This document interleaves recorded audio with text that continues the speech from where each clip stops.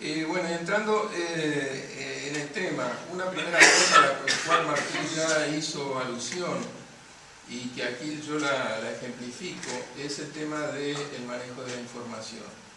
O sea, que no es una cosa circunstancial, casual. Realmente lo que nos hemos encontrado muy preocupados por los impactos, por los efectos de este proyecto, hemos estado buscando sistemáticamente información. No hemos sido solo nosotros, vamos a decir así, lo que estamos en contra. Hay manifestaciones de la prensa, como en el semanario que pasa en El País o en Búsqueda, donde han tenido, yo sé lo que eso significa, que un periodista tenga que decir en una nota que la empresa no le quiso hacer declaraciones. Eso se hace ya cuando se recurrió a la empresa para que diera su punto de vista y no lo da. Y eso no es inocente, eso no es casual, y vamos a ver algunas cosas después. Un primer aspecto que es importante es que acá no estamos hablando de la minería en general. Yo creo que en muchas presentaciones perdemos un tiempo fenomenal hablando de la minería en general, de la minería milenaria. Acá estamos hablando de un fenómeno concreto dentro de la minería actual, en una coyuntura internacional determinada y con unos impactos específicos. No estamos hablando contra la minería en general, ni descuidando todos los efectos metálicos que usamos diariamente y todas esas cosas que se usan como para tratarnos de tontos porque estamos en este momento en contra de la minería. La justificación técnica, estamos hablando de minería a cielo abierto y de hierro y en gran escala. Ese es el gran tema, ese es el tema concreto y ese es el tipo de minería que se quiere implantar hoy en el país. La justificación técnica y económica de la minería a cielo abierto es que el mineral está cerca de la superficie, es menos costoso extraerlo desde arriba que a través de túneles y galerías subterráneas, que es lo más tradicional. Por esto la ley de corte mínima de un depósito es menor en las explotaciones a cielo abierto que en las subterráneas, pero el volumen de desechos y el impacto ambiental es mucho mayor. Para dar un ejemplo, el ejemplo del oro, la ley de corte en minas subterráneas es de 1,5 gramos por tonelada y cuando es a cielo abierto es 0,5 gramos por tonelada. Eso quiere decir que para extraer un gramo de oro hay 2 toneladas de desechos y que quedan afuera. Cuando los sacos de las explotaciones metálicas adquieren grandes dimensiones, como es el caso de Corta Atalaya en España y las minas propuestas por Aratirí, que son del mismo orden, después vamos a ver algunas imágenes, con más de 300 metros de profundidad, 900 metros de diámetro, los huecos no se rellenan. Y los residuos estériles tampoco se sacan de ahí. Simplemente porque no es rentable para ese tipo de empresas y ese tipo de proyectos hacer una remediación que supondría, por ejemplo, volver a rellenar esos pozos, hacer algo con los estériles para que no pase lo que decía Martín, que esas montañas inmensas de polvo y con componentes tóxicos adentro queden a la intemperie. A esto, digamos, que serían las características generales de la minería a cielo abierto, se agrega una coyuntura internacional. La coyuntura internacional está determinada en los últimos 20 años, más o menos, por el crecimiento industrial vertiginoso de China y de los países asiáticos. Eso ha desatado un consumo muy fuerte de metales, y a su vez un fenómeno de especulación financiera también fortísimo, porque las llamadas commodities, que son las materias primas, los recursos naturales, han pasado a ser parte del sistema financiero internacional y de la especulación financiera internacional que provoca el tipo de situaciones que yo creo que todos conocemos. Acabamos de estar en una crisis global del sistema financiero por cosas parecidas, digamos. En algunos meses atrás, incluso en algunas presentaciones relacionadas con este proyecto, se daba, por ejemplo, a España por el consumo de cemento como un indicador del gran desarrollo que estaba teniendo España. Después vino, se desinfló porque eso era una burbuja especulativa, la gente tuvo que devolver las casas, eso no tenía sustento real en la economía, era simple especulación.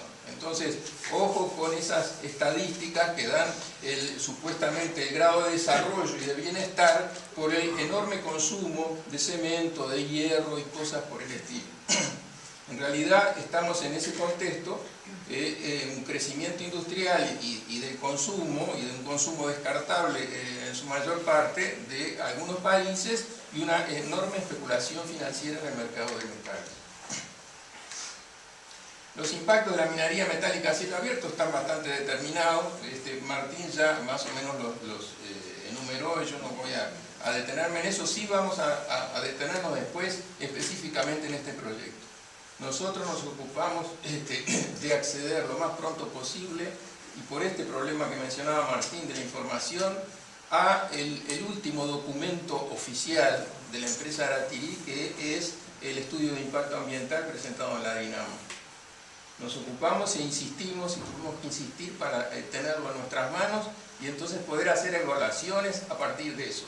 Se da también, ya lo dijo Martín, que después de los documentos más oficiales que se podrían tener, las cifras siguen variando.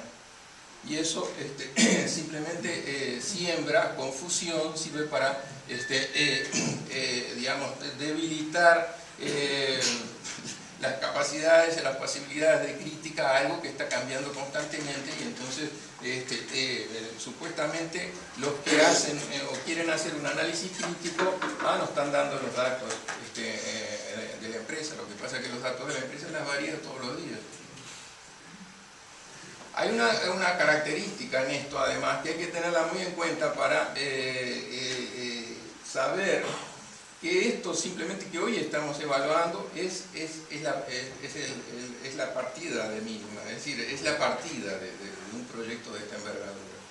La minería desarrolla los trabajos de prospección necesarios para evaluar una magnitud mínima del yacimiento que haga posible su explotación y una recuperación de la inversión, con las tecnologías y los precios existentes en ese momento en el mercado internacional. El inicio de la explotación de un yacimiento no coincide, por lo general, con la evaluación definitiva de las reservas, y las informaciones suelen ser inferiores a las reales. Se hacen en el curso mismo de la explotación nuevas prospecciones, facilitadas en gran medida porque se remueven grandes volúmenes de tierra, y entonces las empresas están revisando constantemente las reservas.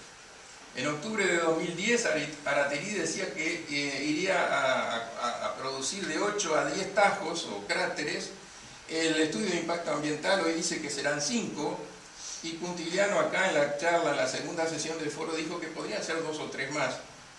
Pero en definitiva no hay un número definitivo. Por eso digo, lo que estamos evaluando en base a lo que hoy la empresa llega a decir es un mínimo, porque es el mínimo que hace razonable el proyecto. Si dijera algo menos no tendría fundamento, pero eso significa simplemente el comienzo. Una vez iniciada la explotación, según lo que se vaya encontrando y la conveniencia también del mercado financiero, etc., la empresa podrá ir más o menos rápido en la extracción, según le convenga, podrá ampliar las áreas de explotación, decir, no, pero miren, estábamos trabajando acá y descubrimos ahora en otra parte, porque se nos ha muchas veces criticado diciendo que nosotros estamos dando un área exagerada. El área de explotación, curiosamente la empresa la ha ido reduciendo.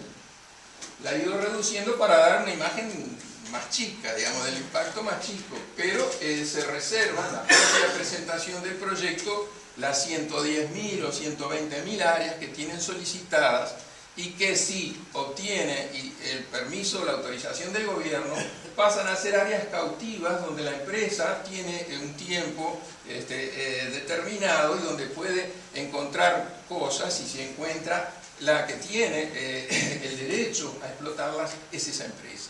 Entonces simplemente es lo común que en el proyecto aparezcan nuevas reservas, e incluso se podrían ampliar, diversificar los minerales.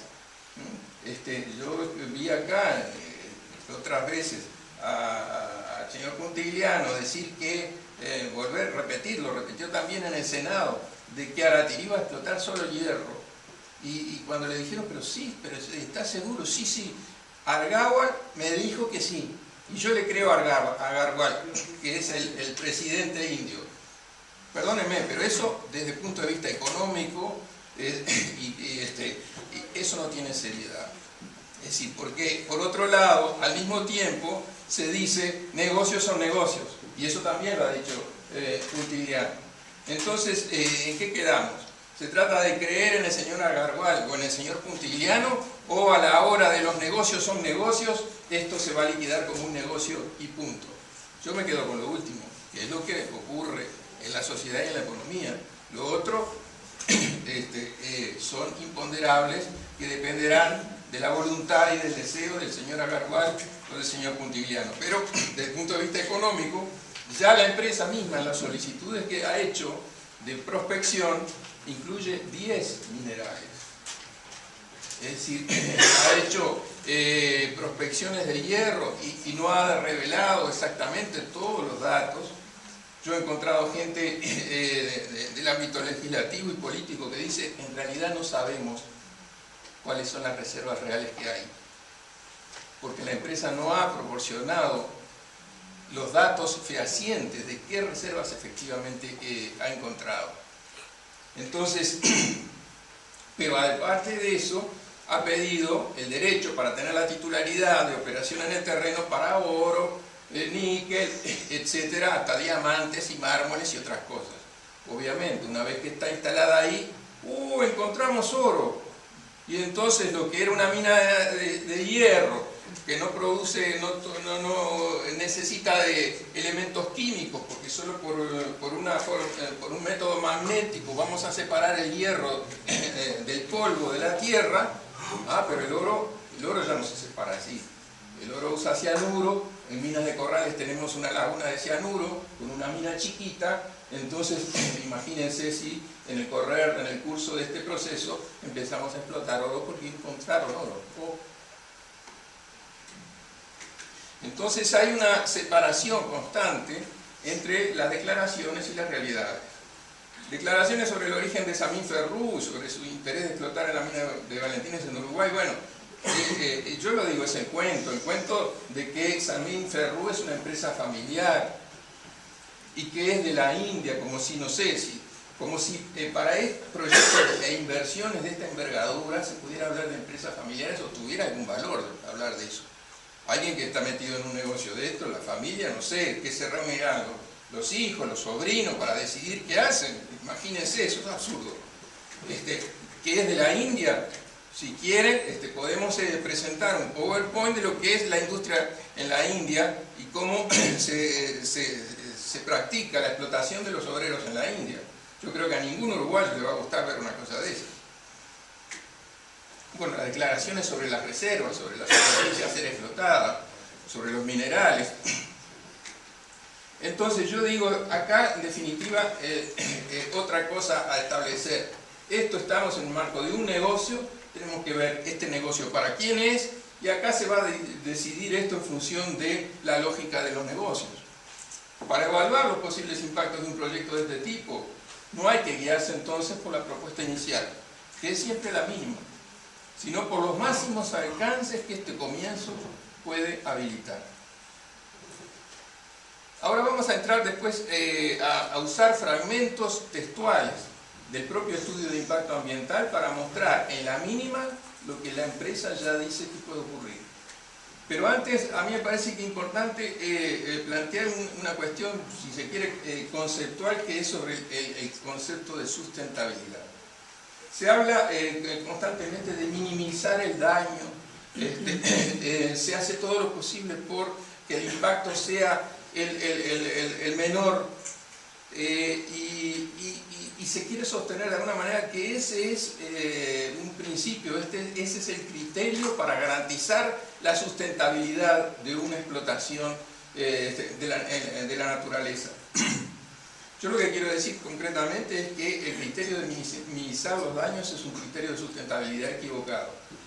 Ustedes pueden estar practicando en determinado momento, de acuerdo a la tecnología disponible, el menor daño posible en una explotación, en una destrucción de la naturaleza para obtener un recurso, pero el problema es que aún ese mínimo, lo que puede ser mínimo para nosotros hoy, si en su aplicación sucesiva no permite la reproducción del ecosistema, simplemente el ecosistema se destruye de manera definitiva e irrecuperable. Entonces esa aplicación, ese mínimo en realidad no era sustentable. Sería el mínimo que nosotros podíamos aplicar, ejecutar en ese momento, pero ese mínimo es insustentable porque destruye el ecosistema. La crisis ambiental, la crisis planetaria que tenemos hoy en la Tierra es porque la capacidad tecnológica destructiva de las tecnologías humanas ha ido a un alcance, a una dimensión y a una velocidad que no le permite al sistema, al ecosistema planetario, autorrecuperarse. Nosotros estamos en un sistema, en un ecosistema que tiene cierta capacidad de recuperación, pero esa capacidad de recuperación es limitada. Si nosotros lo destruimos o lo perjudicamos en un grado que vamos más rápido de lo que el ecosistema puede recuperar esa destrucción, entonces simplemente la destrucción es definitiva. Ese es el problema de fondo del medio ambiente.